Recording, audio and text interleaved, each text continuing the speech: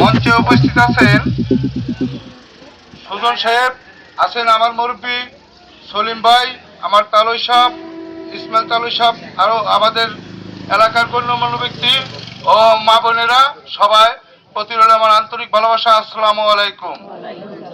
আমরা দীর্ঘ 15 বছর আমরা ভোট দিতে পারি নাই। আমাদের দিনের ভোট রাতেই হয়ে গেছে। বিভিন্ন মামলা হামলায় আমরা দেশে দাঁড়াইতে পারি নাই, থাকতে পারি নাই, এবং কি আমাদের মা বাবাও অনেক কষ্ট করছে আমাদের জন্য। তারা কষ্ট করে এক হিসাবে এই এই সাদাপুরে সর্বপ্রথম এই বিএনপি নামের এই দলটাকে আমার আব্বা প্রতিষ্ঠাতা করছে। তার সাথে আমি, আমার বড় ভাই কিছুদিন আগে পূর্বে মারা গেছে, ইলিম হাওলাদার, দেলোয়ার হাওলাদার, এই সারা সাদাপুরের যত যারা বিএনপির প্রতিষ্ঠাতা ছিল তাদেরকে ডেকে একসাথে জড়ো করার জন্য আমরা দুজন, তখন মোবাইলের কোনো যুগ ছিল না, আমরা দুজন এক হিসেবে রানার হিসেবে কাজ করছি এই দলটাকে গঠন করার জন্য। এবং এই দলের জন্য দেশ ছাড়া হয়ে গেছিলাম গা, এবং জেল খেটেছি 14 বার।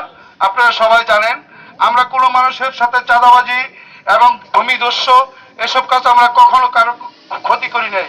আমাদের দ্বারা সাদাপুরের কোনো মানুষের কোনো দিকে ক্ষতি হয় নাই। সাদাপুরের মানুষের সারা জীবন বুক দিয়ে আগলায় রাখছি, এবং ডাকাত আসলে ডাকাত পাহারা দিছি আমি, দেলোয়ার হাওলাদার, আমার ভাই ইলিম হাওলাদার। ওই সাদাপুরে ডাকাত আসতো, প্রতিদিন আমরা আমার গ্রামের মাতবর প্রধানগুলোর সাথে আমরা দুই ভাই চলে যেতাম, সারা রাত পাহারা দেয়া বিয়ের রাতে রাত দেয় বাড়িতে আসতাম। আমাদের দ্বারা সাদাপুরের কোনো মানুষের ক্ষতি হয় নাই। আশা করি এই বিএনপি দলটা, আমাদের তারেক রহমান সাহেব যদি ক্ষমতায় বসে, তাহলে তার 31 ধারার যে আইনের সেবা প্রতি বাংলাদেশের প্রতি ঘরে যাবে, এটা ইনশাল্লাহ সে প্রতিশ্রুতিবদ্ধ। এবং তার যে মুভমেন্ট এই দেশকে আগায় নেওয়ার জন্য যেখানে যা করা লাগে সে করবে।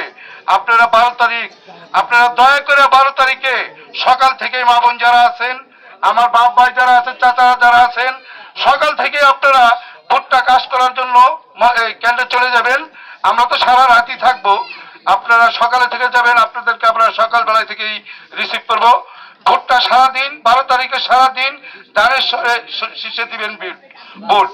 তাহলে 12 তারিখের ভোটের আশা কামনা করে এখানে আমার বক্তব্য আমি শেষ করছি।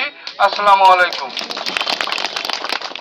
RRM TV News 24